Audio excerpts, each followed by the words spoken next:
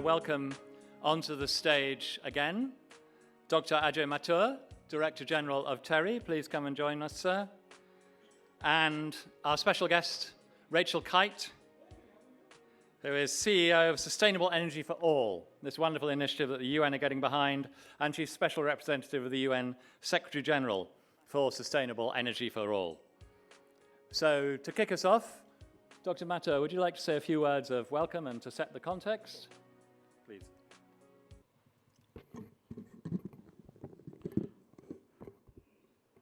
During the afternoon, we have spoken about the need for leadership by business in the move towards sustainable development in general and towards a low-carbon economy in particular. That's what the discussions have focused about. Now, as we move ahead, this is an area where we are looking at multiple interactions. We are looking at, on the one hand, government policy influencing the actions of, obviously, the business, but also of all stakeholders. We are looking at the actions by civil society in influencing demand patterns, which, of course, in turn, influence business. And we are looking at creating a process through the media which influences civil society. I could argue that one of the reasons why we have had such a rapid ratification process leading to the coming into force of the Paris Agreement a month from today is the changed public sensibilities towards climate change. In 1997, when the Kyoto Protocol was adopted, and even in 2005, when it came into force, public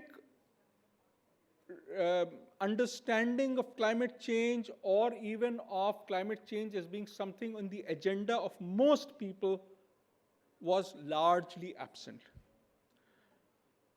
I would argue that apart from the average European, the average American, the average Australian, the average Indian, this was not a subject that registered in his thinking. But the years between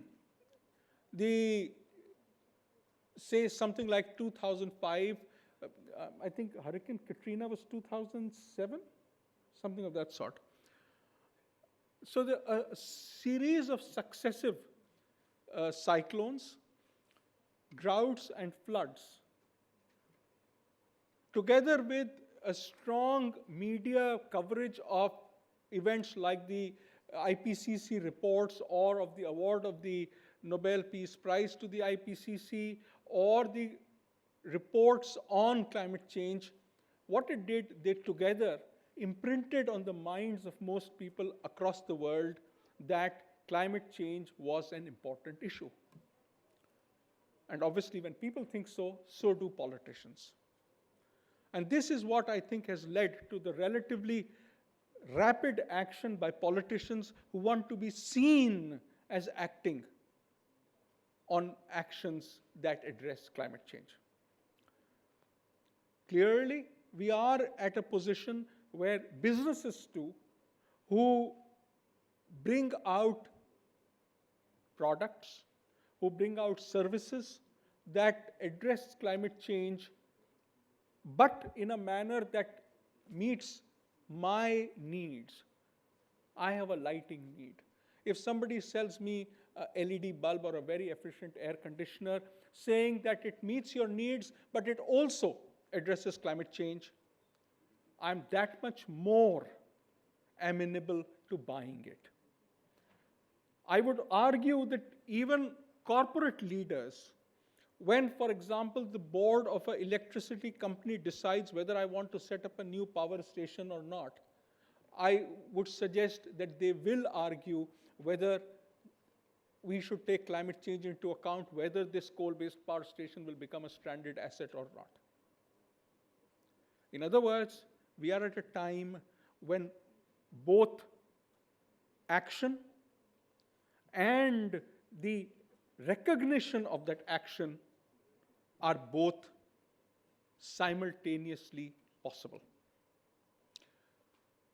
As we go into this valedictory session, I look forward to the people who we had hoped to have here. We have Rachel Kyte here, who is the special representative of the UN Secretary General on Sustainable Energy and the CEO of Sustainable Energy for All. I would look forward to her sharing her thoughts. And as the minister, Mr. Piyush Goyal, comes in, I would look forward to him sharing his thoughts on what is it that we could do, what is it that businesses can do to move the needle on action towards climate change. So without further ado, let me request Rachel to share her thoughts with us. Rachel, all yours.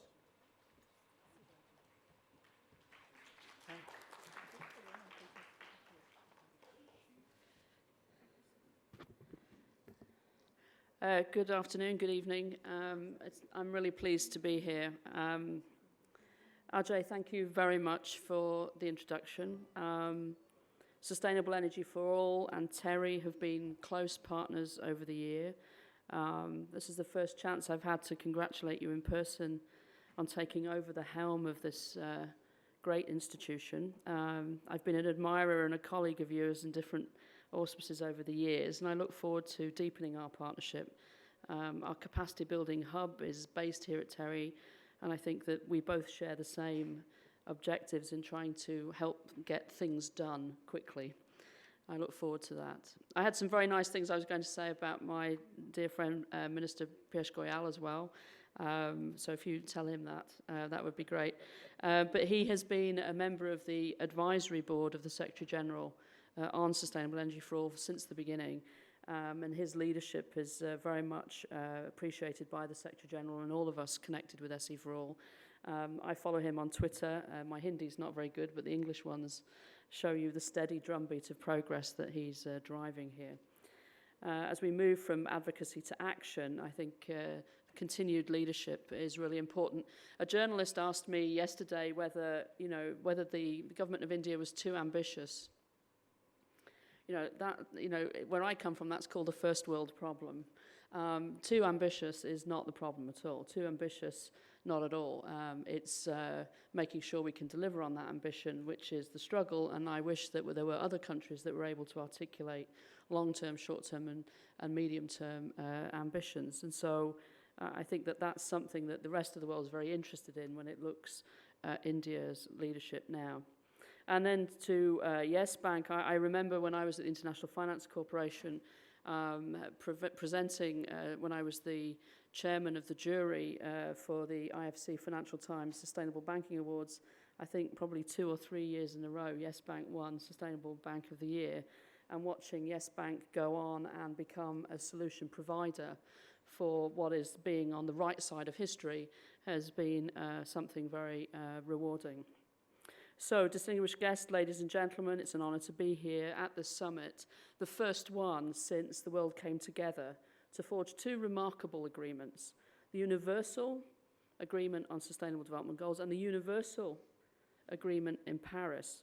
Neither one was a certainty. And if anybody told you that they knew exactly how the SDGs would come out and that they knew how Paris would come out, I want to meet that person.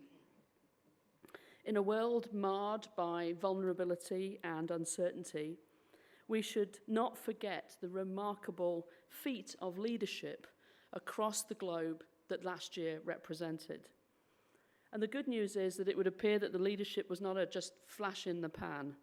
Just 3 days ago, obviously, on Gandhiji's birthday, India once again stepped up, played its leadership role in ratifying the Paris Agreement.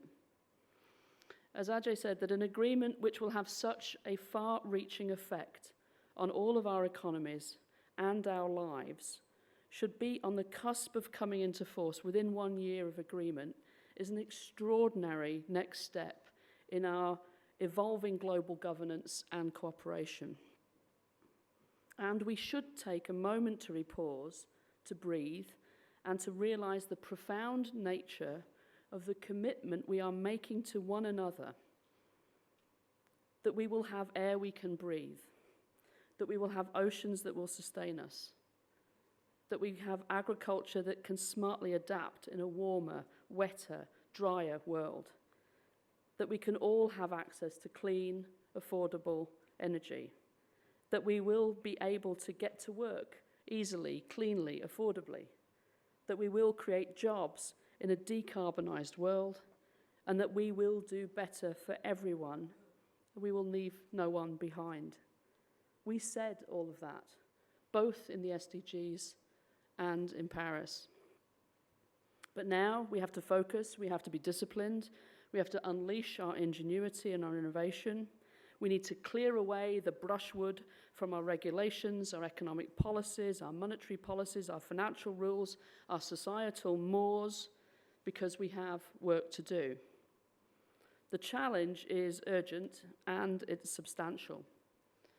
Sustainable Energy for All is pivoting from being an advocate for energy to find its proper place at the heart of sustainable development and to find an energy transition at the heart of the economic transition that Paris calls for. We will marshal the evidence. We will benchmark progress. We will tell stories of success and we will interrogate failure in order to help all of our partners go further, faster.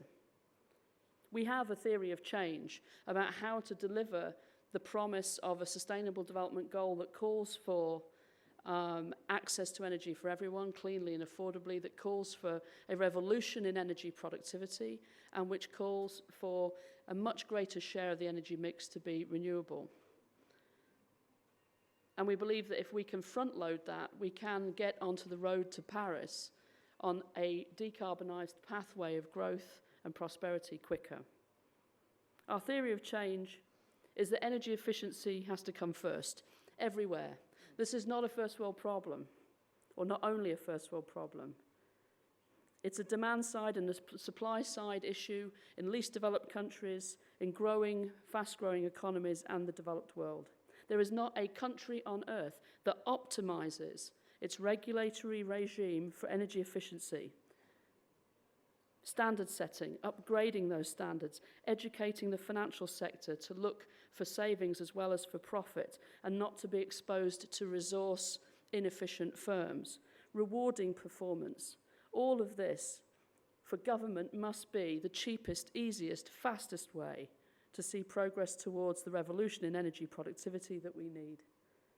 Second, we have to put closing the access gap front of mind in every country's energy policy. Even the developed world, where people close to the poverty line are falling back into energy poverty unless we manage our energy systems well. The stifled economic activity as a result of the unrealized productive demand for energy is growth and inclusion foregone that no country can afford. No access to clean, affordable energy is lives lost, talent given away, and in particular, it's women ignored.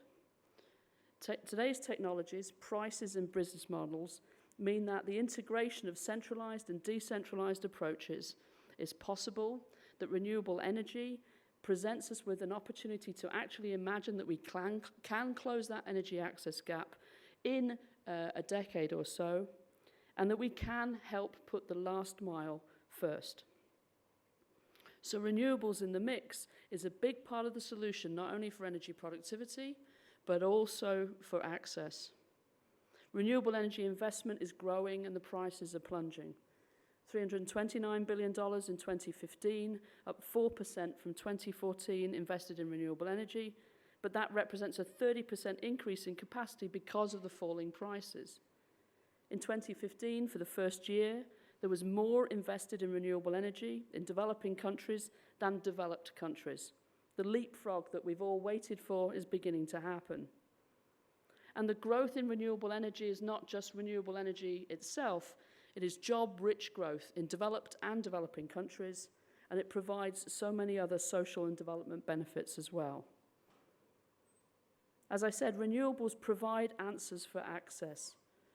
Electrification is one of the big indicators that we will measure a success of an international community that's committed to ending the access gap by 2030.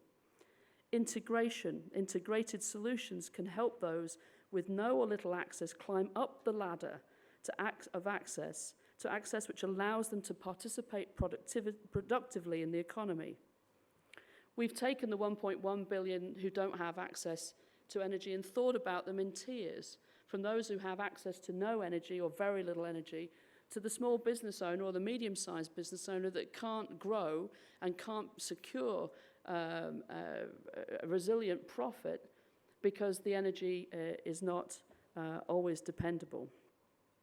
And it matters what the tiers of access are in terms of creating the business models and the solutions and the financial solutions to target each group. Off-grid is often thought of as small and boutique. In actual fact, decentralized, distributed, renewable solutions are a necessary complement to all of the amazing things that are happening in extending grids and improving grids. They shouldn't be thought of as a pop-up solution for the next couple of years until the grid arrives. They shouldn't be thought of as something that we will do in the distant future because we're concentrating on moving the grid out right now. There is, we believe, a growth and development dividend for reaching people now through distributed solutions from bottom up while top down is arriving, and for then managing the two together. Because if we can secure access in the next 3 to 4 years, why would you wait another 10 years? What is the message you are sending to those communities? Every country needs to manage its transition to an energy system that for the first time in its history can meet the needs of everyone and can do so clearly and affordably. What we have to do is to translate that conundrum into answers to the Monday morning question from the power minister, or from the planning minister, or from the prime minister, or for the mayor, or the municipal leader, or the community leader. What should I do first? And this is where the stories of success are so important, because having faith that others are doing it, having faith that the prices really are tumbling, that it is possible to attract the investment, that things really can happen, is important when we're asking people to do things that have never been done before in human history. In English, we say that we shouldn't bring coals to Newcastle, or that we shouldn't teach our grandmothers to suck eggs. It's always nervous, therefore, for me to speak to an Indian audience.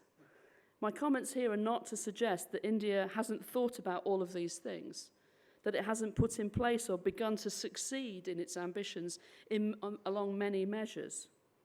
India has lessons for others to learn and huge opportunities for the world to demonstrate what can be done.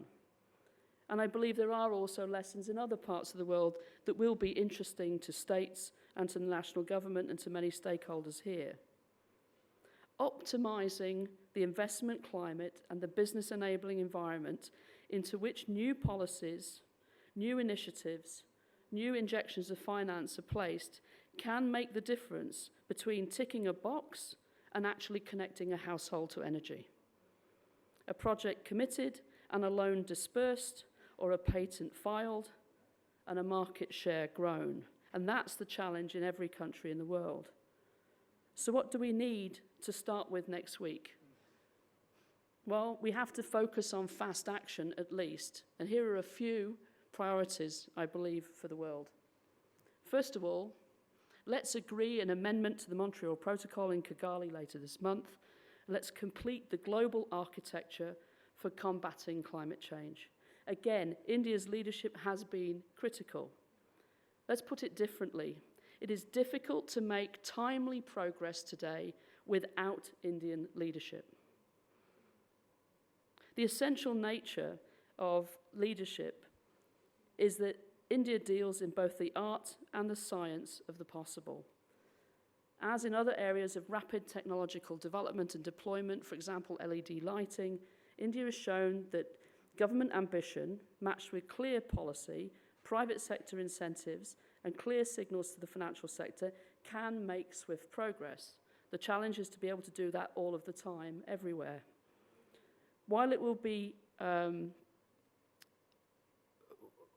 while I think it's very important to focus on the fact that there is a need for finance in order to speed implementation of an amendment if it is agreed, and that I believe that financing will come forward and can be managed to be rapidly deployed if we're sensible about building on existing and efficient vehicles and tested processes for the mobilisation of that finance and its deployment. It is true that the domestic and global market for super efficient appliances and appliances that don't use HFCs represents an incredible and remarkable opportunity for Indian manufacturing, Indian finance, Indian exports, and anybody else who wants to do business in India. HFCs and the Montreal Protocol are an interesting cousin of energy productivity and energy efficiency. And hopefully the confidence that the international community gains from finally agreeing an amendment to the Montreal Protocol will help us to focus on making energy efficiency such a priority again. We don't have to start everywhere. Some economies need to drive their energy productivity very fast as the cheapest, easiest solution, fastest solution to getting themselves on track for the Paris commitments or on track for SDG 7. We don't have to start everywhere in the economy either. We could start with transport, with appliances, with buildings, setting standards, aggressively pursuing those standards, making it a total government approach, looking at deliverology and the way in which central government can chivvy and chase and ask if people need help in order to implement, are the software challenges of driving reform through an economy. Governments need to work with the finance sector to educate them about why energy productivity is important and why companies in their portfolio should be interrogated on their energy productivity in a world where we are going to be carbon constrained. We can deploy competitions and challenges and other mechanisms to try to get the best out of the private sector in response to a robust public sector framework for productivity. These, I think, are things which are not sexy. These are the bread and butter issues of driving economic transformation and have to be driven from the centre of government. Or if you look at who has done well in increasing their energy productivity in the last 20 years, from California to China to Denmark to India, which is moving fast in the right direction, but with a long way to go, it's because it's been driven from the centre of government.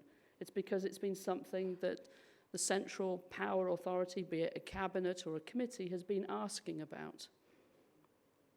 But business has really started to pick up the slack as well. Commitments like EP 100, Energy Productivity 100, or RE 100, where companies have committed to only purchasing renewable energy and doubling the rate of energy productivity in their business and their supply chain, do two things. And we should recognize the leadership of Indian companies in these global commitments, from Mahindra to Tata Motors to Infosys and others. The two things are that, first of all, it sends a powerful signal within the firm and along the supply chain that it's no longer business as usual, and that these things are measurable and that they're parameters for success. It also sends a powerful signal to the financial markets that there is now a growing and significant corporate long-term off-taker, and that is enough to bring new investors into the space. The third thing, clean cooking. That in 2016, 2.9 billion people, mainly women, cook, and in so doing have to balance feeding their families and damaging their lungs and those of their children is unconscionable. It's also economically stupid. The hours spent every week collecting wood or dung is time not spent earning income, using that income for the education of children, or for improving health, or for contributing to the community and the economy. It's dignity foregone, it's opportunity missed. Here, the Modi government's commitment to solving this problem serves as a beacon to other countries who have not yet made this a political priority. Here, LPG has been seen as a transition away from mud stoves.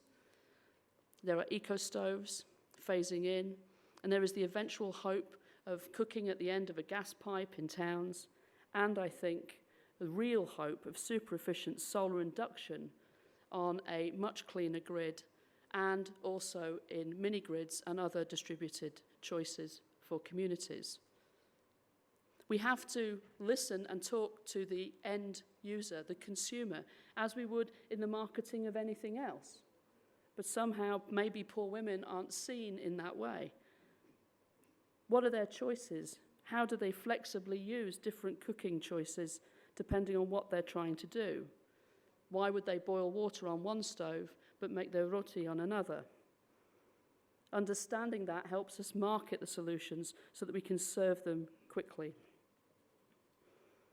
Next, embrace integration because it will get you to an inclusive economy quicker. The Confederation of Indian Industry report on the regulatory tweaks that would spread renewables even faster, I thought was very important. We're now in the business of getting down into the nitty-gritty, understanding perversity and correcting it.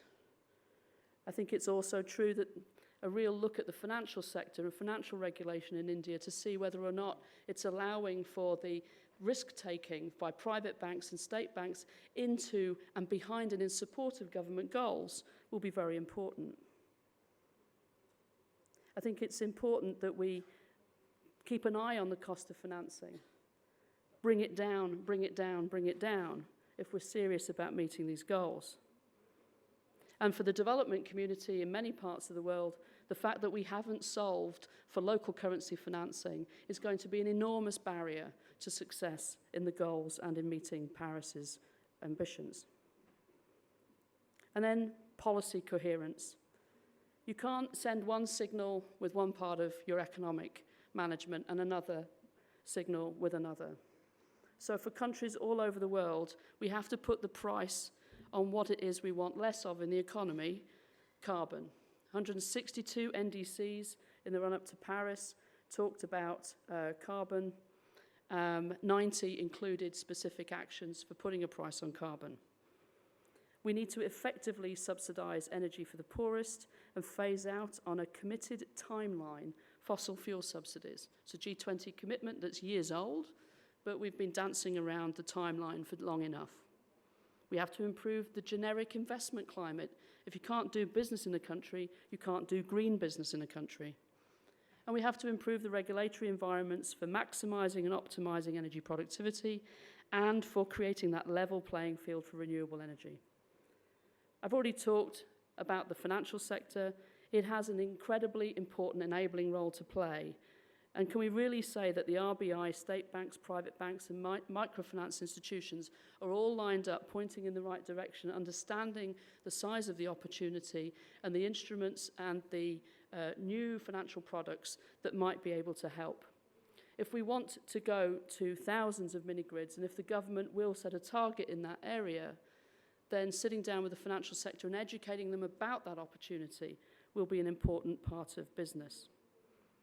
I use India here simply as an example. In any other country that I was speaking in, I could say many, many of the same things, perhaps even more forcefully.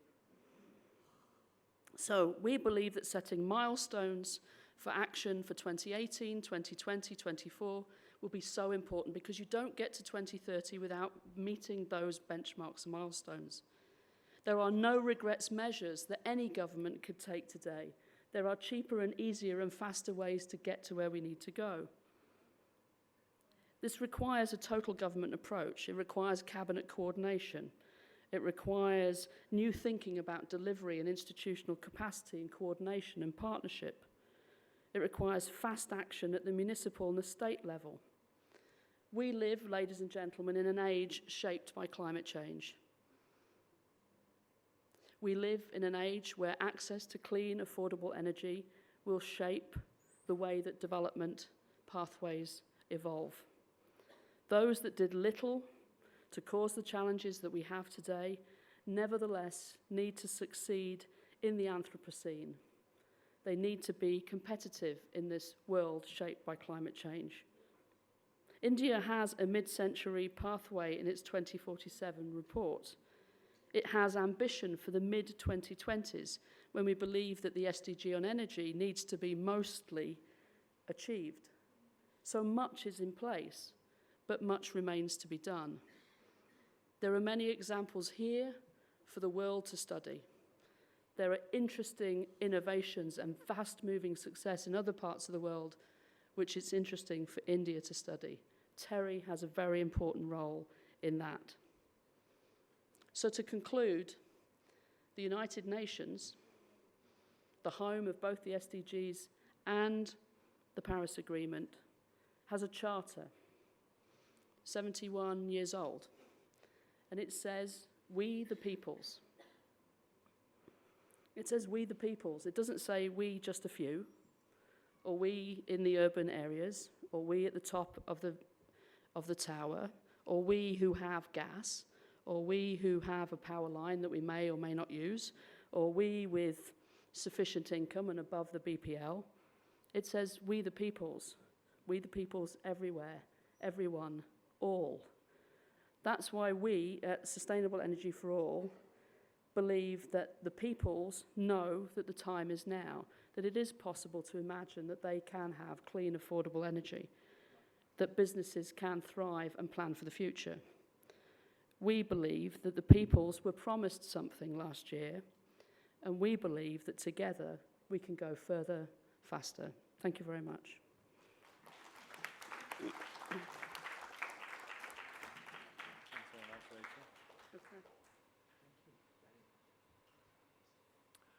Rachel mentioned on several occasions the importance of finance, and we're very glad we got somebody here who can build on that. We've got Ms. Preeti Sinha, who is Senior President at Yes Bank and Global Convenor, as in global and local together, for the Yes Institute. Ms. Sinha, please. Thank you very much. Good evening, ladies and gentlemen.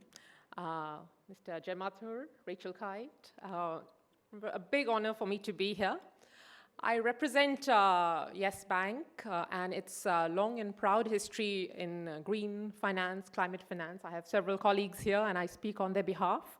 Also speak on behalf of Mr. Rana Kapoor, MD, CEO, and of Yes Bank and Chairman of Yes Institute. So just to kick off, thank you very much for those kind words, Rachel. Actually, just as an anecdote, your and my paths crossed because I was at the African Development Bank for 6 years before returning 2 years ago to create the institute under the leadership of Mr. Rana Kapoor. So if with your permission, Ajay, I have a very few concrete examples and things that we have done and what we would like to recommend need to happen for green finance. And it's very timely, as we all know, because we've just ratified, India's just ratified the COP21 agreement. So I'd like to quote from Prime Minister Modi that the world is today worried about climate change, global warming, and natural disasters. So the need for striking a balance between human development and the need to preserve natural resources is paramount. I think we all know this, and this is so important for India. So as you know, the Paris Agreement, of course, outlines how we can move from a fossil-based economy to a low-carbon, climate-resilient economy. At the same time, the UN SDGs show us a way of sustainable development. We believe in our estimate that the UN SDGs will take about $172 trillion for implementation by 2030, of which, to meet the nationally determined contributions for developing nations, it alone will take 3.5 trillion, of which India is estimated to need 2.5 trillion. So big numbers till 2030. So as we really believe, we see the Indian economy growing to easily a 4 to 5 billion size, and trillion size, and within that, we see 4 to 5 global-sized banks emerging. When the economy is, this amount in terms of 4 to 5 trillion, then there will be big banks in the economy. And it's very important that these banks lead the way for large, global, sustainable, and responsible financing. So in terms of that, we also feel the need for will and partnership and collaboration is very important, and we have termed this as green capitalism. Mr. Ajay, we'd like to coin this phrase and put it forth as green capitalism. And we feel immediately there is need in clean energy and water sectors and bringing about financial inclusion in these sectors. We, of course, also have messages for Minister Goyal, with whom we have the privilege of working very closely in the Reinvest conference that will be held soon. We are knowledge partners there, and we support very much the ministry's mammoth policy reforms under the Renewable Energy Act, promotion of offshore wind projects, the Uday scheme, etc. And we also feel that the Historical Solar Alliance, which was launched in November 2015, also calls for galvanizing collective action on solar. So I believe soon there will be an ISA, that's the International Solar Alliance, MNRE, and a Gujarat International Energy Conference, where Yes Bank is presenting a report about 60 success stories in solar. So this report will show how deployment of new technologies, innovative financing, and business models can lead to commercial and viable business in clean energy. Coming to the very important topic of green bonds, India has also seen issuance about $1.2 billion in 2015, which is about 3% of the global issuance in the US. The US issuance is about 42 billion in this case, of which, again, I must be proud that Yes Bank has raised about 3 of these historic bonds, the latest one very recently in conjunction with FMO for about 50 million. So having given all that background, our primary recommendation is that we would like to put to Minister Goyal and forward onwards to the Prime Minister for the formation of a national level task force focusing on green capitalism. And under this, we have a 4-point agenda, which we feel as a bank we can outline, very concrete. Firstly, market reforms to embrace sustainable development and vice versa. So we feel a sustainable capital market strategy needs a high-yield corporate bond market, of which green bonds should be a part. So we need to strengthen our corporate bond market. There should be asset management incentives where very short-term investments into environmental sectors should be a mandate for investors right away. We must target responsible investments within the investments being made. And so on a pull side, regulators could mandate, as they do for priority sector lending, that all investors, at least, let's say, 0.01% of their portfolio, the assets under management, should be in what we would classify as responsible investments, or about 10 crores to that extent. So that was point 1 on market reforms. Point 2 is on public finance to be further aligned to the SDGs.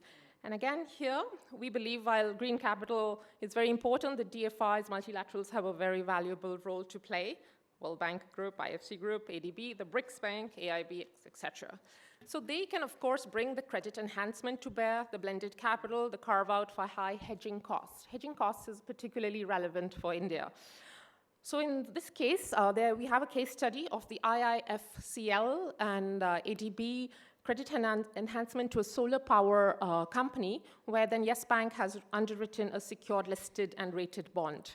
So the guarantees play a big part in enabling private capital, as we would know well from our days in the multilaterals. Similarly, the IFC has, the green masala bond, which they invested in Yes Bank's green bonds, is a brilliant example of how a DFI can use its better credit ratings to raise money, which then can be channeled into domestic investments. Such measures will help clean energy, and in particular water. We feel water is an emerging priority, where if you invest $1 now, you will see returns of $3 to $4. So that's about 300% ROI. So again, a message from Minister Piyush Goyal was on blue bonds, which the bank is looking in terms of water infrastructure and utilities, and we hope to bring this to the market soon. Thirdly, after market reforms and public finance, we come to standards for ESG. These parameters. We feel, rating agencies should perhaps make it voluntary or mandatory that companies disclose their ESG governance parameters, either in their annual reports, annual business sustainability reports, or detailed disclosures, particularly during listing on the stock exchanges. And we also would like investors to consider these reporting mechanisms for companies when they invest in these companies. So that was third. And the fourth is on mobilization on financial technology. We feel fintech going to be an important part also of green finance. As you know, our government has prioritized financial inclusion through Aadhaar, small finance banks, payment banks, pensions, etc. And this has led to the fact that about 53% of India is banked right now versus 35% in 2012. However, still 60% of these bank accounts are quite nascent. And only about 7 to 8% of our small, micro, medium businesses are getting access to capital. So we feel fintech will allow this efficiency of outreach through mobile wallets, money transfer payments to these micro merchants. And we're seeing this happen, and we are very determined also to play a role. So while there are 1 billion phones in India, only 150 million have access to the internet. So to tap this $700 million market, Yes Bank has introduced a SIM sleeve-enabled mobile payment solution that allows you to use mobile payments on your phone without internet. So we feel this is one technology that will be helpful. A second technology is a UPI-based mobile payments application that can again transform India into a cashless economy. So Yes Bank has tied up with about 50+ companies to deliver these efficiencies in payment collection and reduce cost. So in conclusion, thank you very much, so the emerging sectors of fintech and the evolving financial instruments such as green bonds will play a critical role in driving this green capitalism, which we feel can help India achieve its goals and climate goals by 2030. So we feel for this, social, environmental concerns need to be integrated with the economic concerns. And finance is a backbone for the economy. And so we need to look beyond traditional business to see how we can support both financial innovation and financing innovation. Ladies and gentlemen, thank you very much for your attention. Thank you. Thank you very much indeed. I am assured that the Minister is on his way, and no doubt his ears will have been burning in the ministerial car with those compliments showered upon him. That gives us a few moments just before he arrives to take a couple of questions for the panel. I think we still have our roving microphones around. So if anybody has any questions, you're all groaning under the weight of the intellectual arguments. Well, let me ask one just to kick things off, perhaps initially to Rachel. You talked a lot about the potential of decentralized energy, distributed energy, and that it's not simply a case of waiting for the grid to arrive. Are there ever any tensions between decentralized energy and a grid rollout? Do the two always go in harmony, or are there sometimes tensions between them?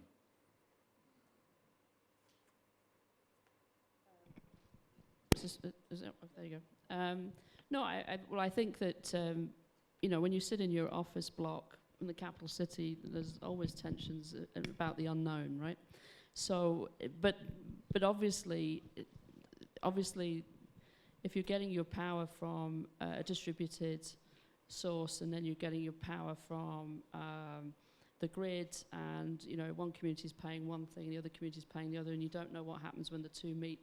These are all things that can be worked through. But I think what's important is to not think that the minute that the grid arrives, suddenly the distributed energy source is out of business. If you look where both exist, communities are using one or the other. Somebody was talking about New Jersey in a meeting that I was in, where even I don't know how many years it is since Sandy, but there's still parts of the New Jersey grid have not been rebuilt. So there are communities in New Jersey that are still operating side by side, or are getting energy from both. So I think that you're going to see more and more distributed energy in the energy mix in countries all around the world, developed and fast-growing and least developed. And so managing the two together is going to be the new regulatory challenge.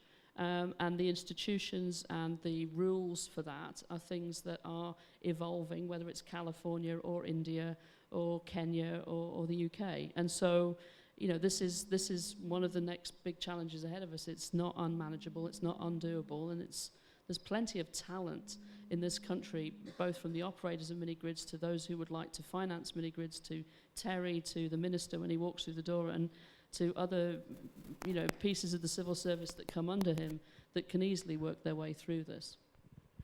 Thanks. Dr. Mathur, did you want to add anything? Well, You got a microphone? I have a microphone. Oh, yeah.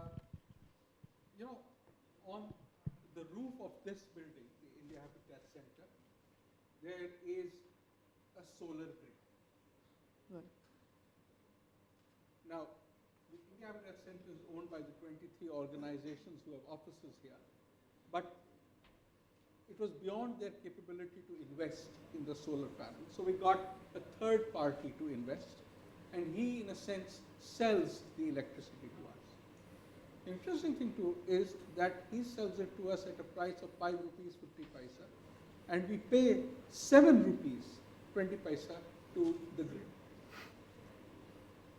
I would argue that in an increasing number of cases, the synergy of the grid and the microgrid or distributed grid is where the future lies. The point that Rachel was saying is that we are seeing the emergence of a situation in which the two are coexisting.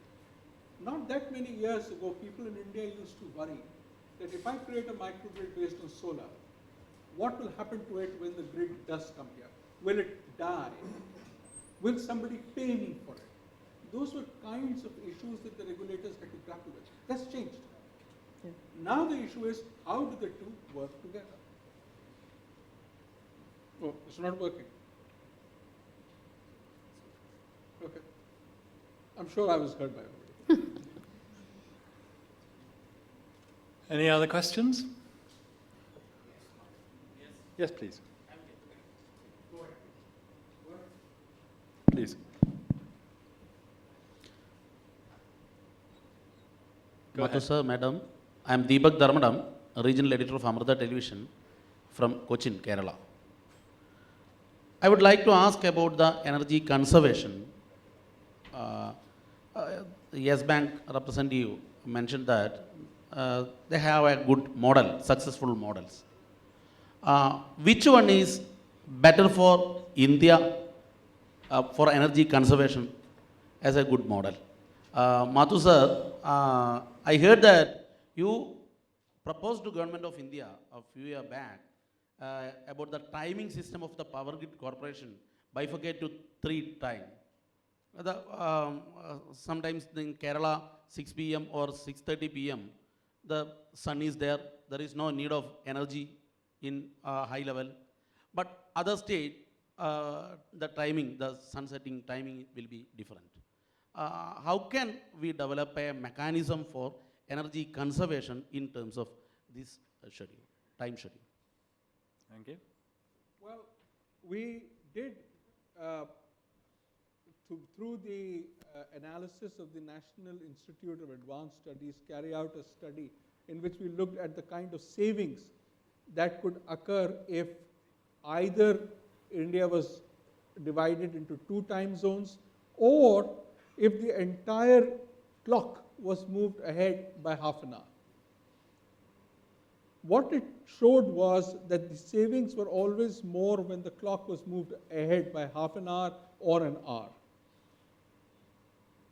Breaking India into 2 time zones did not result in as much savings. However, even in the case when the clock was put forward by half an hour, which essentially means that Calcutta becomes the prime meridian for India, the savings were something of the order of 0.2% of the total energy that is used in India. That may not sound very much.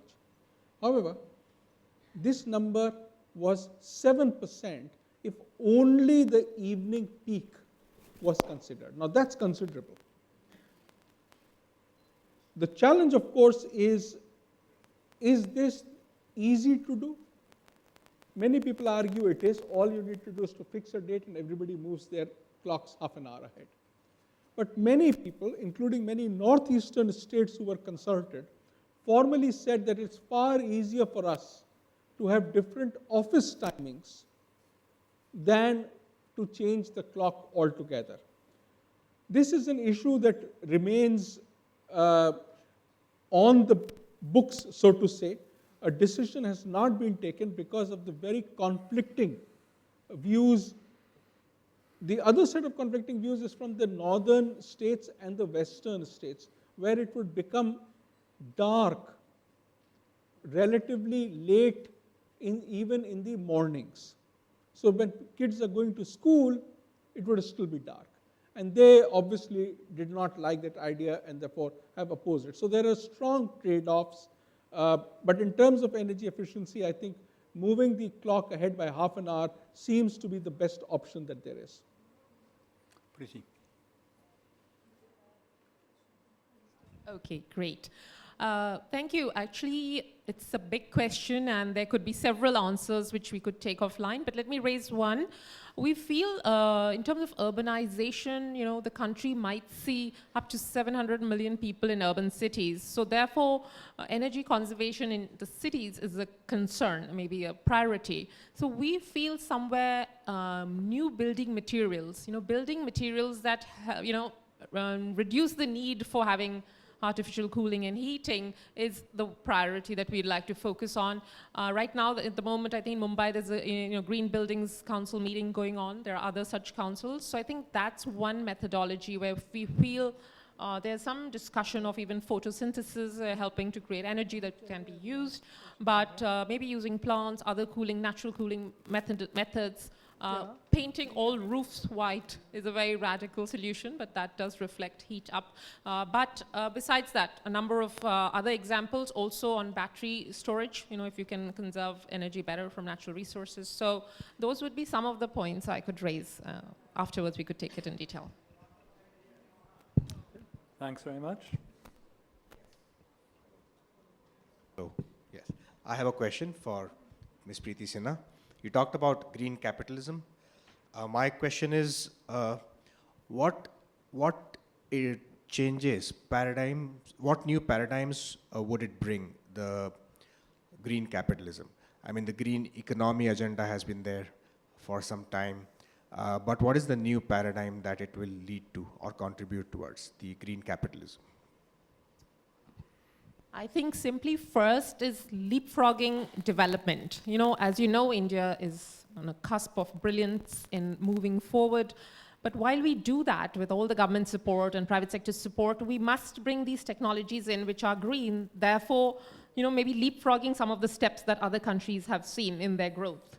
So for example, right now, if you would travel to Europe, big focus on green energy. So are there things happening there that can just be applied to India right away, so we can provide for our citizens energy and all the other services that they need, but without creating any larger impact on climate change? So the paradigm shift is, we are a large country, we are an important part of the global economy, and we must demonstrate. And if we could demonstrate that, I think that'll just be stellar. So the idea for us is at least bring the best of technologies to India to make this happen. Rachel. Oh, there you go. Yep. Sorry. So I think that there's two very important things going on in the financial sector and the regulation of the financial sector, which echo, I think, the priority that Yes Bank is putting on this and the call for green capitalism. So first of all is from the risk perspective, the real fear that there is an overexposure in certain economies, in the banking sector and in the financial sector, to a set of assets which are not going to be able to perform over the medium to long term. So it's called stranded assets risk or a carbon bubble, or it's described in many different ways. But this is now a formal agenda item of the FSB, the Financial Safety Board. It is a formal agenda item for the Bank of England Regulatory Committee. It is now creeping its way into the conversations of the SEC, and it is something that has been deeply analysed by the People's Bank of China and by the Ministry of Environment and the NDRC in China. It's even something that was looked at by the former governor of the Bank of Bangladesh and other economies around the world, Kenya, South Africa, Brazil, etc. So there's something going on there which I think is very important. The IMF is looking at Article 4 reviews. The Article 4 review is when the IMF gives its, thumbs up, thumbs down, thumbs wiggling in the middle, health check on the macroeconomic and monetary policy of a country and its state of being. And there's a very real issue now around how countries are coping with the need to become less exposed to carbon over the long run, and a question about whether or not you could actually say that a country was well managing its economy if it's not taxing and it's not incentivizing investments in the right way, given that we know that we have to constrain carbon going forward. And then the final thing is that if you go to the UNEP website and look up the UNEP inquiry, there was a very nice piece of it. I was one of the inquiry members, but we worked for 2 years, a set of central bankers, former central bank governors, financiers, accountants, the chartered accountants, also the rating agencies. And we worked for 2 years at looking at whether or not the financial system managed differently could spur green capitalism, to use your phrase, or whether in fact the financial system being very delinked from the sustainability debate, whether it mattered or not. I think there's an open debate about whether pushing the financial system is the way to speed up sustainable development or whether it's the other way around. But given that we don't manage the global financial system very well anyway, 2008 was proof of that, then getting better at managing it for the purpose for which the financial system should exist, which is growth and development that meets people's needs, I think is now becoming a live discussion. So I'd refer you to that report, and I'd also refer you to the G20 conclusions from China this year, where green finance and the way in which we regulate the financial sector is now formally a G20 agenda item. And that happened in large part because of the Chinese leadership behind this issue. Thanks very much. We have one more question, gentleman here. In order to conserve the energy, we can think of closing all the establishments after a particular time of sunset, as the practice is always prevailing in European countries. So can we also think of conserving the energy in India by closing the establishments, except the essentials? Thank you. Dr. Mathur? This is something which was given some thought. In fact, if you look at countries of Europe, they're moving from a time of, say, 5 p.m. to 6 p.m. to 7 p.m., on some days to 9 p.m. The issue is, particularly shopping establishments have to be open when people can use them. And if people are at work late, well, then the shopping establishments have to be open late. Having said that, the most interesting models that we are beginning to see, and you can see it in India as well, and I would refer to a shopping mall in Calcutta called the Avani Shopping Mall, where the lighting and air conditioning, in a sense, follows the crowds. So if there are people there, there is more air conditioning, there is more lighting. And if there aren't people there, that recedes. So it doesn't become zero, but it is much less than it would be. I think that's a far better way because it helps meet the needs of the people when they need it, and at the same time pushes energy conservation. Thank you. Are there any other questions that I can see? Stand up if so. Yes, the gentleman there. Microphone just coming. Yeah, this question is for Ms. Preeti Sinha. When we talk about green capitalism, does that also mean that industries which support or organizations which support green capitalism won't invest in any polluting or potential polluting industry? They won't invest or won't finance such institutions, such organizations, such businesses. Does that also mean that? So Rachel is also part of this question, I think, but absolutely. I mean, again, we mentioned that aim of moving from fossil to low carbon. Globally, of course, when a certain level of development is reached, the big investors, so I would refer here then to the UN PRI, Principle of Responsible Investment, which brings together several of the global investors, are being brought to bear, about what kind of investments are they making in which kinds of companies. I think the same will apply across the board. We, of course, are also, as I said, we are more maybe thinking positively that we know we need to develop. So what are some of the technologies that will just jump right away to a cleaner growth pattern, right? So instead of being a little bit prohibitive, we want to be a little bit more positive. But Rachel, maybe I can refer to you. Sorry, that was exciting. So there's always going to be, polluting activity, unless we're going to immediately transition to complete green chemistry and things like this. So it's not binary. It's not green or not green. The question is, do we understand the risks appropriately? Do we manage for those risks appropriately? And do we price things appropriately according to the risk? And so that means that you can make a decision to invest in a refining operation. You can make a decision to invest in a different form of energy generation, or you can make a decision to invest in company A that has an energy intensity of X versus company B in the same business that has an energy intensity of X minus 10. And you're making an informed decision and you're taking a risk. I would sit on that investment committee, as I used to in IFC and elsewhere, and say, actually, it's the company with the better throughput productivity of resources that's going to be a better performer in our portfolio over the long run than the company that isn't watching how it's wasting energy or water or other materials. And so I think that's where the financial sector can send very clear signals about the kind of performance and what matters to it in terms of return in the long run. Government then has a very clear role to play by standards and encouragement and incentives, and by pricing things either through taxes or through market-based mechanisms. So I think that if we understand the risk of, and we cost properly things that we haven't costed in the past, air pollution, and the development impact of and the growth impact and the competitiveness impact of not having good quality air in your cities, then I think you start making different long-term investment decisions. At the moment, we think that water is free, we think that carbon doesn't cost anything, and we think that we can be as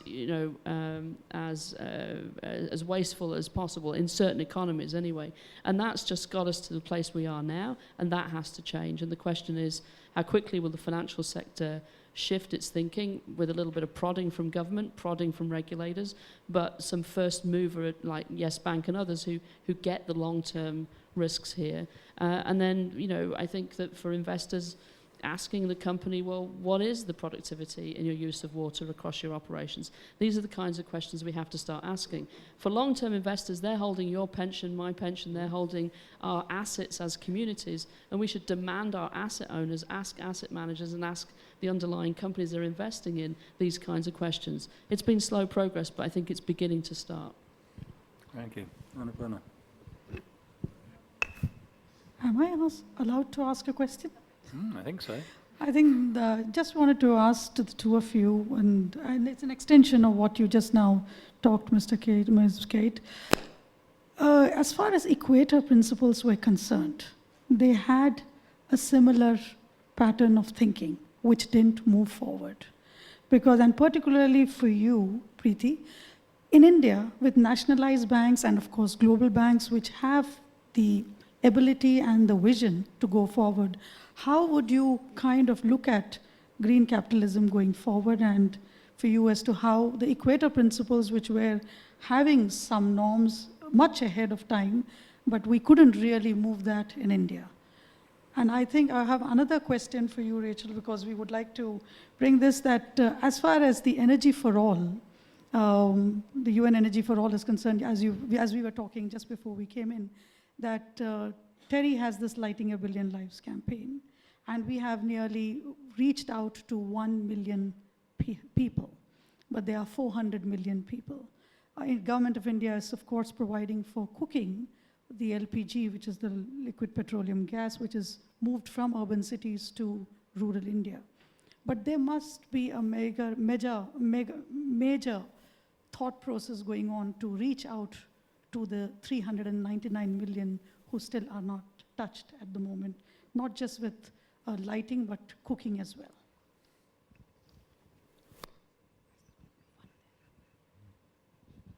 Rachel and Preeti. So the Equator Principles were a set of principles that were used by commercial banks, deriving from the principles that were used by IFC and other multilateral development banks investing in the private sector, which were an environment and social risk framework for your investments. And actually, before the financial crisis in 2008, the Equator Principles covered 84% of project finance. What happened is that project finance disappeared as a result of the financial crisis. It isn't that the Equator Principles didn't work. Now, what I felt at the time and still feel is that the important thing is the use then of the Equator Principles, or derivation of that, into equity finance and into the advisory services that banks provide. I mean, if you think that it's a risk on your balance sheet, then you shouldn't be offering advice to a company to do the opposite thing. Yeah. So I think that in the banks that led on Equator Principles, it led to, and you'd know this better than me, into management conversations and board level conversations about who are we as a bank, what are we really about, where do we really think we're going to be getting our profit from, and who do we want to bank. And I think that that process has then led to successes in other areas. But with the collapse of project finance, then it's you have to chase where the money is, and you have to chase the way that the money is moving. But the need for standards in financing hasn't gone away, and in fact, I would say that it's even more important today, especially as the role of major companies and supply chains becomes more and more important, not only for food, but for energy, for textiles, for everything. I mean, for most small businesses now, they are linked somehow to some global supply chain, and at the end of that supply chain, there are a set of standards. Mm-hmm. Now, the second question was about how do we reach everybody. I think that there's different business models emerging around the world for making sure that the poorest of the poor can get access to lighting and cooking and the other things that they would need to get them onto the ladder of access up to productive demand and use. And in Africa, we see pay-as-you-go with cell phones, that you not only, you pay your cell phone operator as much as you can afford for a few minutes of cell phone operation, but you can use that same mechanism for a solar panel, which you then put on your roof. And as your income increases, you can put a second one on the roof, and you can get more appliances. And I think where the business is at the moment is looking at how you extend those people up the ladder, and you don't just leave them with a lamp and a fan, right, and a cell phone charger, but you can find ways for them to graduate. Given the success of point of sale, biometric banking here in some sectors, some of the things that you were talking about, I think that there's real opportunity for innovation at the bottom of the pyramid in India. There has been lots of really important pilots and things happening in one state, but that aren't happening in another. And I think there's huge opportunity with the ingenuity of the Indian private sector and government understanding where it could get out of the way or where it could actually help. I think that there's much that can be done. So I don't believe that. I think in a conflict situation in war-torn countries, maybe overseas development assistance is going to be needed to reach the furthest. But in many other countries, the business models and the innovation in that space is going to be the quickest way to get there. Microfinance institutions are very important in supporting people to be able to understand the value that comes from being connected to that kind of energy. It doesn't just come automatically. There is some social marketing that is needed. And so I think working with civil society is very important too. So thank you for that question. I can reflect back on our own personal history at Yes Bank. So one is obviously vision of leaders, business leaders. So the bank, is about 12 years old. It's from the beginning always had responsible banking and environmental management policy. So I think it's a call to action. It's a call to commitment that India needs to make on itself and all the players in its ecosystem. So we are a very homegrown bank. I mean, India's our development space. So during the last Reinvest, which we also partnered with in 2015, we committed to financing 5 gigabytes of renewable energy over a course of years. Recently at the COP21, we've committed to raising $5 billion in clean energy, for clean energy, green energy. So I think these are calls to commitment that we need to make on ourselves. And of course, this belief in India, the positive energy, the belief in the leadership of the government. So we are doing things on highways. We are doing plants, planting trees around the highways. And this message is echoed across our ATMs, across our email systems. So you asked what other PSU and global banks can do. I mean, these are some of the examples. And I think the market does recognize that. So it's in shareholder value eventually to do these things. So that's one point, and several of my colleagues work on that. Another one is, of course, I think you'll see more and more global conferences coming to India. This is going to happen. For instance, I was at the UNPRI again in Singapore in September, and they are saying they need to come to Asia, they need to come to India. So I think that global ecosystem will come. But I think there are, as Rachel's pointed out, a lot of things we can do ourselves here. I think her example on the cooking stoves is a great example. I mean, that's something we can finance, support. Solar rooftops is again something initiated recently. We can support, and how that connects to the grid. I see. We welcome the minister. Thank you very much. Welcome, sir. Come and join us. Welcome to the Honourable Piyush Goyal, Minister of State. Welcome, sir. For Power, Coal, New and Renewable Rachel, Energy. of course, Preeti, my colleague Annapurna. And now we have you here, Minister. We would love you to witness a small ceremony to mark the signing of a Memorandum of Understanding between TERI and the Punjab National Bank Farmers Welfare Trust. And the subject of the MOU is cooperation towards promoting sustainable energy solutions through solar rooftops. And I'd like to invite onto the stage from the Punjab National Bank, Ms. Usha Ananta Subramanian, Dr. Ram S. Sangapur. Ms. Usha is MD and CEO of the Punjab National Bank. Dr. Sangapur is Executive Director, and also Dr. Rakesh Gupta, Executive Trustee and General Manager. And from TERI, if Mr. Sirish Garud, the Director, could join us as well. Thank you very much.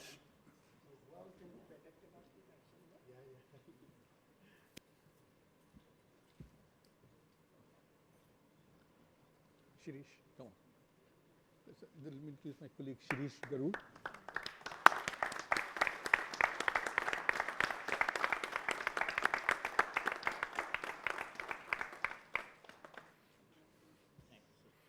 And now I'd like to invite Ms. Subramanian from the Punjab National Bank to say a few words.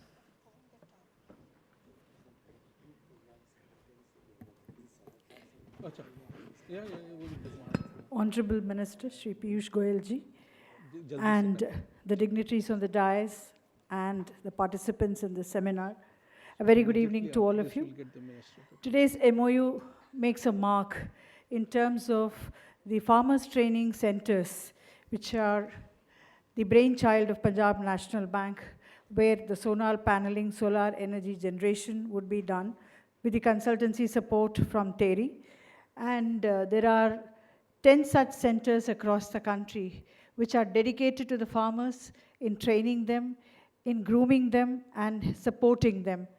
And these centers are in 9 states, and in Punjab we have 2, so in 9 states it makes us 10 centers. A lot of work has been done, and this usage of solar energy for running the center and a demonstrative effect to the farmers, I'm sure, will take the renewable energy, make us take a long leap in that. Thank you very much.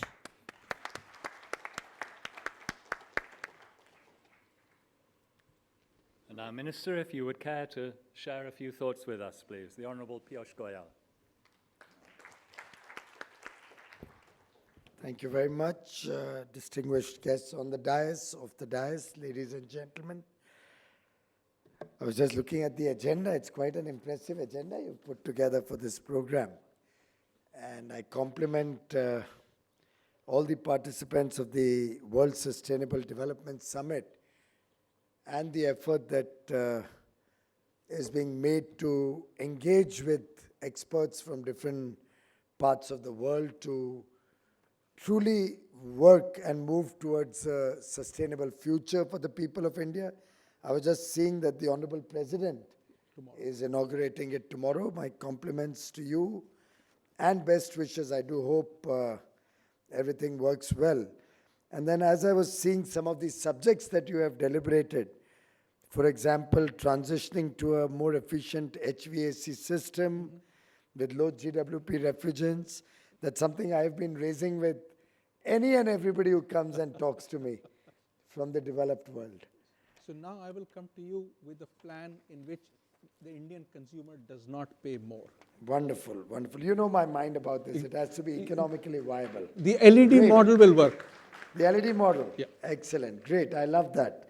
And I must share with you that Mr. Mathur and I have shared a wonderful relationship. He's been the architect of some of the wonderful work that the Bureau of Energy Efficiency and EESL have been able to do in the field of energy efficiency.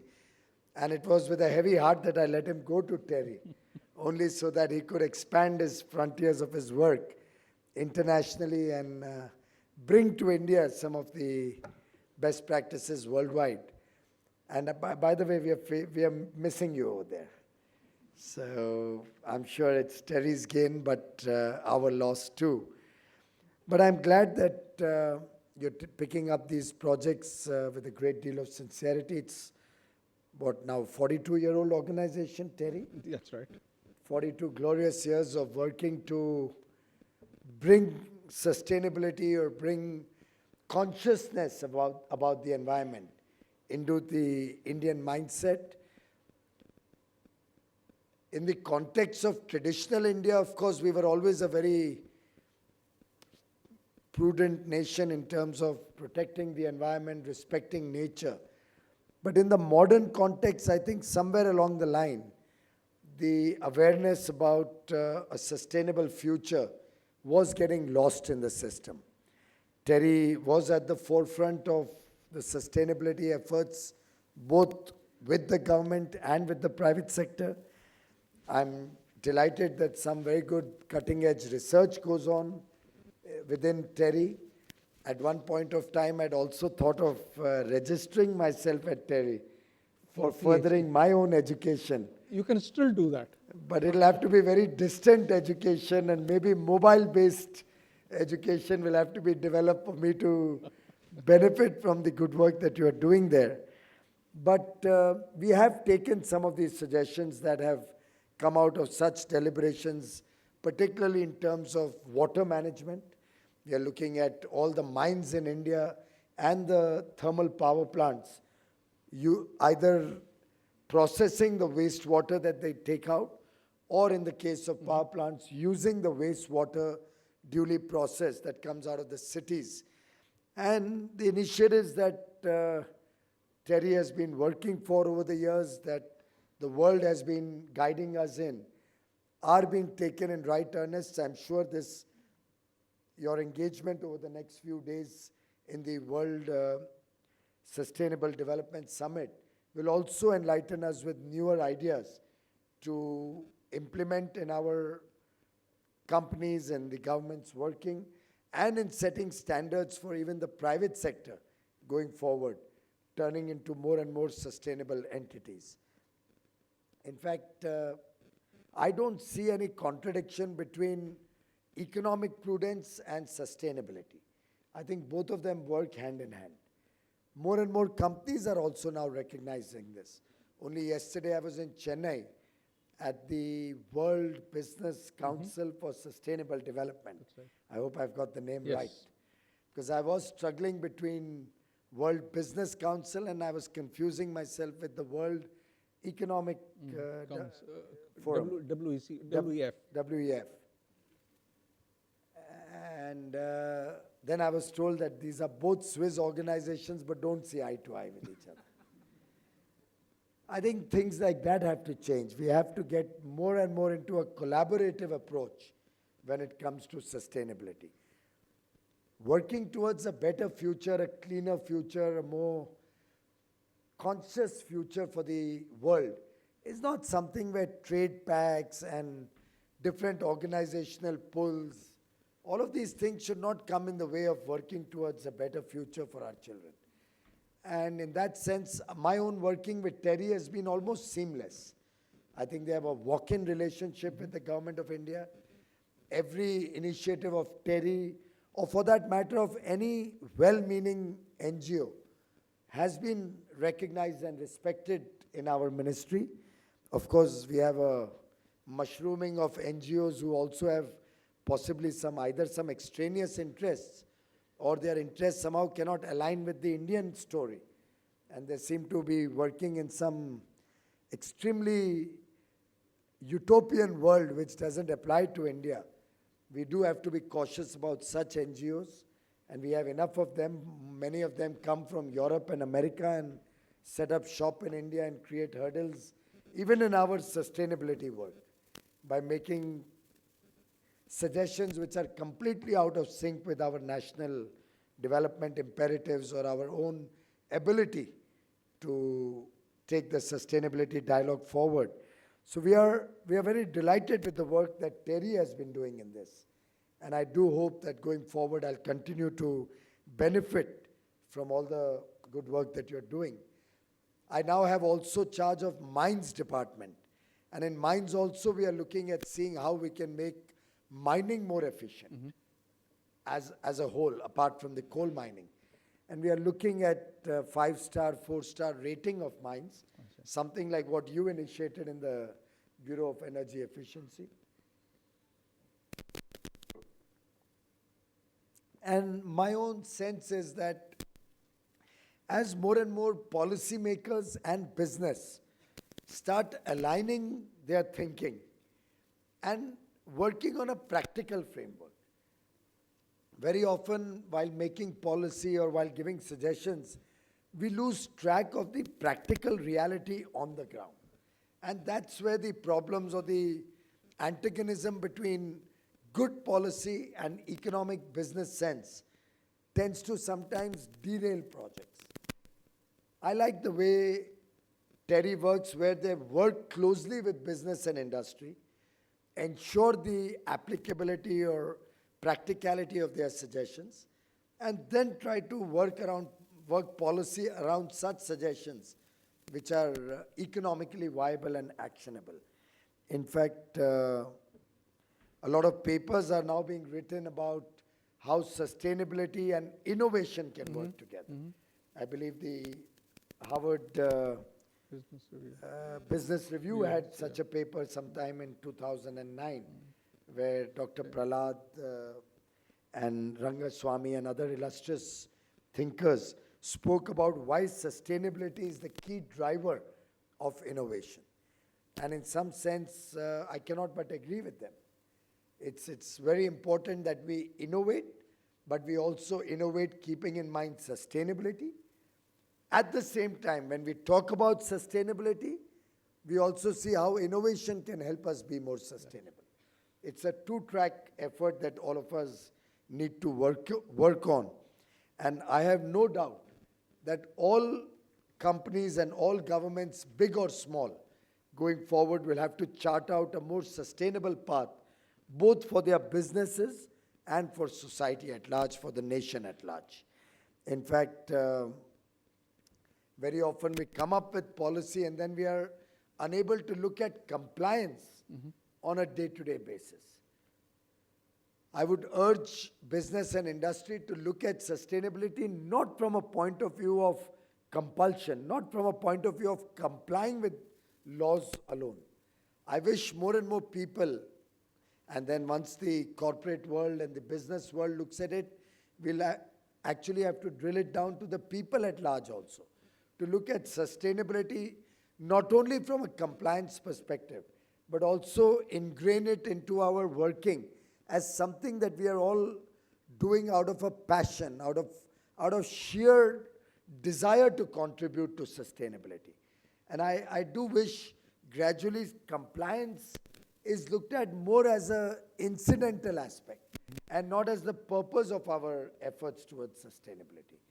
That's one area where I thought this argument comes out of this HBR review that came out in 2009. And it'll be good to see compliance becoming more of a formality and actual implementation being our desire rather than the other way around. Similarly, enforcing rules should not be a function of governmental action or like a policing action. I think enforcing rules gradually will have to move into a function where there's more self-policing within organizations. We don't have to have officers from the Bureau of Energy Efficiency going and pointing out that a company is wasteful in its energy consumption. Correct. I think there's something which will have to come from within organizations. And if we can actually see self-regulation instead of enforcement of rules through policing, I think that's the way forward for sustainability to really work, particularly in a country like India, in a democratic country like India, where even on a stage of 5 people, we can quickly get into an argument and argue till the cows come home. So the better way forward will be one which is more collaborative and where we all work together in that spirit of ensuring that we follow the rules. Similarly, sustainability cannot be a department in any organization. We have to move out of that system of departmental silos where we create a sustainability department or an environment consciousness set of people working towards that, and again trying to impose that in the rest of the team. Mere posters are not going to get us sustainability. Mere lectures and seminars are not going to make India move towards the path of sustainability. We'll have to ultimately get this ingrained into the whole organization. And that can only come again by, I would think, engaging with people,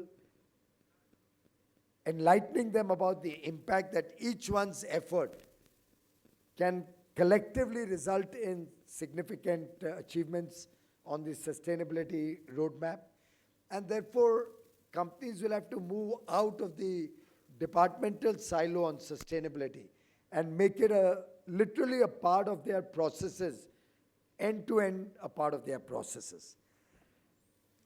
And of course, in terms of innovation or in terms of companies which manufacture goods and provide services, we'll also have to design products and services around sustainability. It's one could be making a toy. One could be making the lanyards around which our badges are made out over here. Even paper plants, which are manufacturing paper, a cement plant, a steel plant. Everybody will have to look at what they can do to add value into their product, how they can design products which are gradually moving more and more towards sustainability. Plastic is one industry which will have to really address itself into moving towards a sustainable future. In fact, plastic is an area of concern for anybody who's working on the sustainability roadmap. I myself am at a loss to figure out what one should do. I remember at one point of time there was a move to control the usage of thin micron plastic, which is difficult to recycle. I think that movement needs to once again get some more impetus. And again, instead of only remaining in the policy framework, needs to get ingrained in our daily lives. Similarly, Tetra packs and plastic bottles, all of these things are areas where I believe we'll have to redesign and innovate on products so that we can actually move faster up the sustainability index. Similarly, on services, maybe even our restaurant is providing services to its customers. Maybe even this auditorium, how this auditorium is designed to provide us this facility, this service, so we can conduct this program today. Of course, building design is in some sense a function of sustainable designing of services. In today's day and age, we wouldn't design an auditorium like this probably. completely in a closed loop where lighting and air conditioning and everything is the only source of good ventilation or source of light. We are now in the process of designing Akshay Urja Bhavan for the Ministry of New and Renewable Energy. And I'm happy to share with you it's going to be a net zero or possibly a positive renewable energy company, building, where we'll be generating more energy and saving energy through better designs, so that net we are positive in terms of our carbon emissions through that building. I'm also designing and have just started construction of a headquarter for my party, the Bharatiya Janata Party, where also we are designing the building so that it's a net positive. Carbon dioxide is not emitted out of there, but on the contrary, we are conserving energy out of that building. And we'll be generating more energy than we use, while simultaneously adding a lot of greenery so that we can create a carbon sink within our headquarters also, right in the heart of Delhi. So that consciousness has to come into all sections of society. And we thought that as a political party today running the government, we will also have to demonstrate that consciousness in our own headquarters. Similarly, now new business models need to be developed. I'm glad the EESL experiment has turned out to be a grand success. These such new business models which create an economically viable model for promoting sustainable development. Of course, we do hope we can look at long tenor, low cost financing. We can look at sharing of technologies, which will help create business models which are economically viable and help to further the sustainability agenda on a fast track basis. We'll also have to look at platforms where newer technologies can be validated, can be encouraged, and can help in this whole effort towards sustainability. It's very difficult sometimes to change the mindset to accept new and radical thinking. But I think that will be equally important if we have to encourage innovation and encourage newer designs, newer products, that we create an ecosystem where out-of-the-box ideas are welcomed and respected. When all of these efforts are put together, my own sense is that's when we'll really be able to fast-track the sustainable agenda, the agenda to have a sustainable development model for our country. I have no doubt in my mind that the initiatives that India has taken forward, initiatives about which Prime Minister Modi is very passionate, be it the smart city agenda, the smart grids that he's trying to propagate, his thrust towards making India more and more energy secure through renewable energy, the fact that we have planned to scale up solar power from the 2.4 gigawatts in 2014 when we came into government to 100 gigawatts by 2022. The fact that we are now looking at giving wind and hydro a similar thrust going forward. In fact, I'm very seriously considering whether hydro power, even above 25 megawatt, should at all be outside the purview of renewable energy or is equally renewable. I made some studies and my department reports that most countries take hydro as a renewable energy source, whatever be the size. I don't know what the policy makers maybe 32 years ago had in mind when they kept renewable energy, hydro above 25 megawatt outside renewable energy, but I'm certainly reconsidering that. So all in all, India is going to move towards renewable energy becoming the mainstay of our energy needs going forward. We are ramping it up very rapidly. We have a target to have 40% of our installed capacity through renewable energy by 2030. We are looking at energy efficiency as the fulcrum of our energy security program. We are really focused on making sure consciousness about energy efficiency seeps into every aspect of Indian society, Indian business.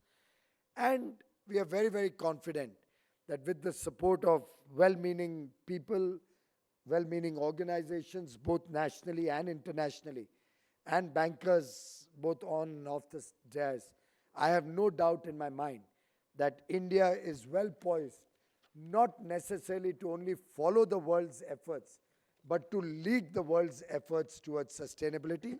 Once again, my best wishes to your program. This business day, I'm sure, would have come out with a lot of ideas. I'll look forward to hearing from TERI about the deliberations of this 3 or 4 day program that you're having. And you have my full support both for this summit and for the work ahead of you. Good wishes to all of you, and in the festive season that we are all in, Navratri, Durga, followed by Dasara, Diwali, my best wishes to all of you and your families for the season ahead. Thank you very much. Thank you. Thanks Thank very you much very indeed, much. Minister. And now I'd like to invite Dr. Mathur to give you a small token of appreciation.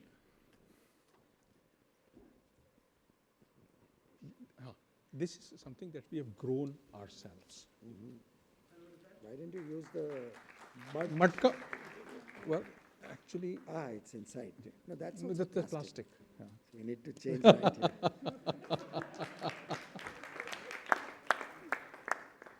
I've been corrected on the spot, as I have been many more times. So thank you very much. Take it. Thank you so much. Thank you. Thank you, Jay.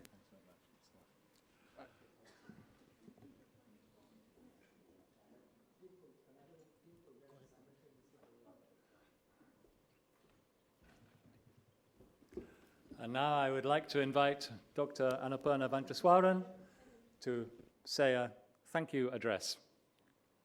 Well, as the minister is leaving, I just need to say thank you very much for having joined us. And as I have been told, and I also feel that the minister is able to pack more energy within him than the ministry's energies that he has. But thank you very much for being here. But let me also thank Ms. Rachel Kyte, who I have known for many years in her IFC avatar. Thank you very much for being here with us and talking to us on several issues, and particularly on emphasizing the need of the hour to work together on sustainable energy. And of course, for the access to energy for all, which is what you are heading. Preeti, I'm speechless. As far as Mr. Rana Kapoor is concerned, he is part of the Executive Council of the TERI Business Council. And the amount of support that he has been giving us throughout. And if I would like to share I wanted to share with the minister, but he of course left and couldn't talk. But we had this vision document here last year, which came out, which was the support of the Yes Bank, which led us to come up with the vision of the corporate sector at COP21.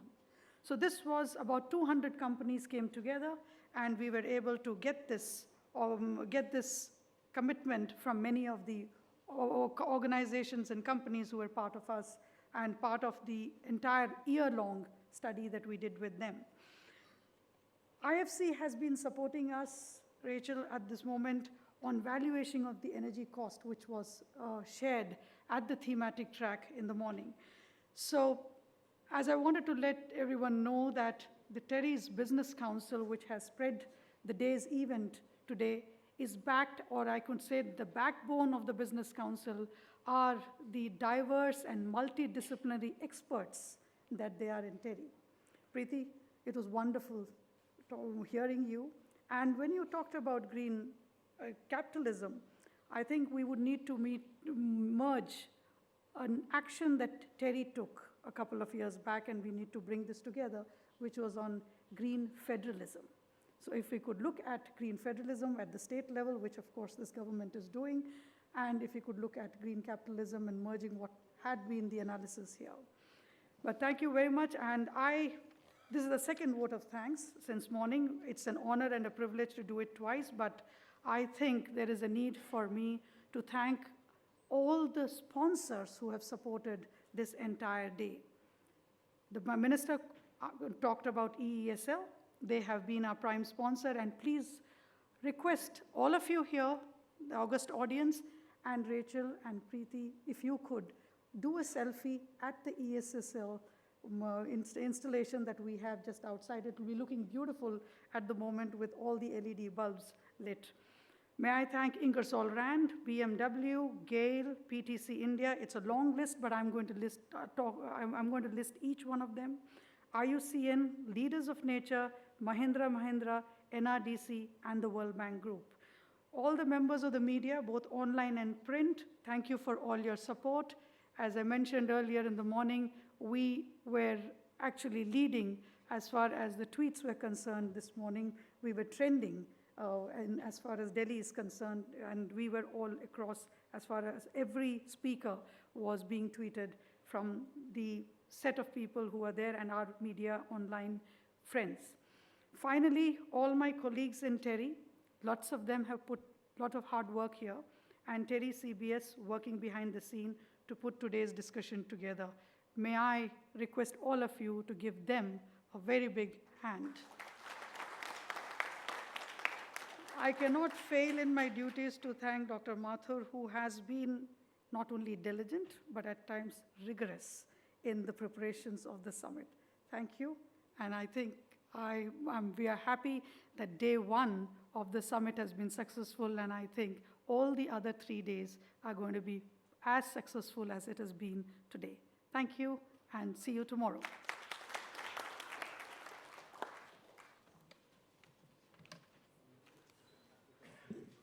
Thanks very much, Annapurna. Do join us all at the reception, which is outside on the hub. Thank you.